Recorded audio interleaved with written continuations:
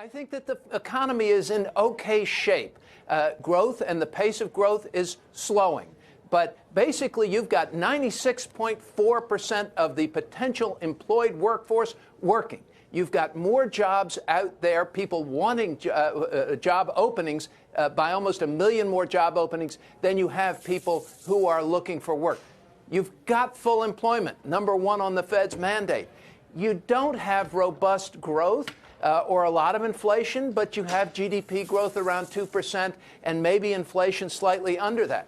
If the Fed's job is full employment and a growing economy, declare victory. Have the July 4th parade for Jay Powell. I mean, we've got a decent economy right here. We should not respond to these quick headlines. And we saw the markets drop. Mexican tariff threats. We've already forgotten about Mexican tariffs. Markets tanked, and we had Fed people saying maybe we need to do a little bit more to keep all of this expansion going. Fed needs to be data dependent. I think they made a mistake. I think the market's volatility doesn't jive with any of this. You know, in the fish market, you ignore the screaming and yelling, and you pay attention to the price of fish. Price of fish isn't bad right now. All right, let's go to Jim Bianco to talk about the price of fish and more. You disagree. You think the Fed should cut. You fear they won't. Why do you take the opposite side of this when Michael says, hey, we're doing pretty well, the Fed is meeting its dual mandate? What are we worried about? Inflation. There is no inflation. If you look at the forward measures of inflation, the University of Michigan survey of asking consumers where it's going to be in the next 5 or 10 years, all-time low.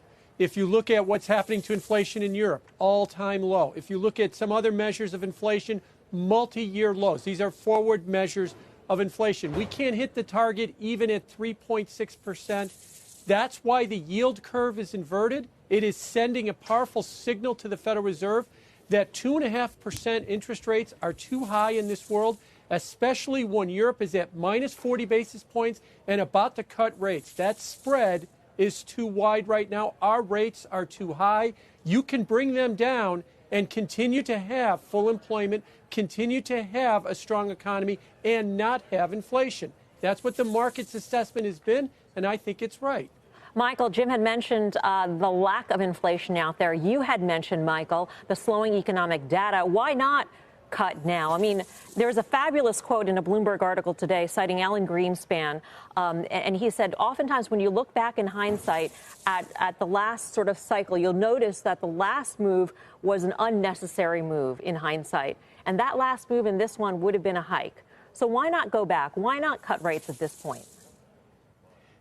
And I think, Jim, everything Jim Bianco just said, look, he's a very smart guy. He's right. I just think that particular train of thought is early.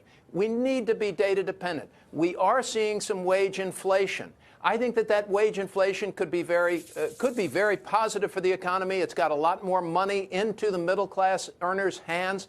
That can generate some organic economic growth. So my point is, yes, I see everything he sees, but I think we've got to be patient. This Federal Reserve, this process we've gotten into where the Federal Reserve is running to the microphones every time we see one piece of weak datum, I think is wrong. And I think markets are getting the wrong reaction. It's a Pavlovian reaction that doesn't make sense to me. So a little bit of patience. Let's see the data develop through the summer. I don't think they're going to cut tomorrow at all. I do think they're going to quit their selling of their portfolio.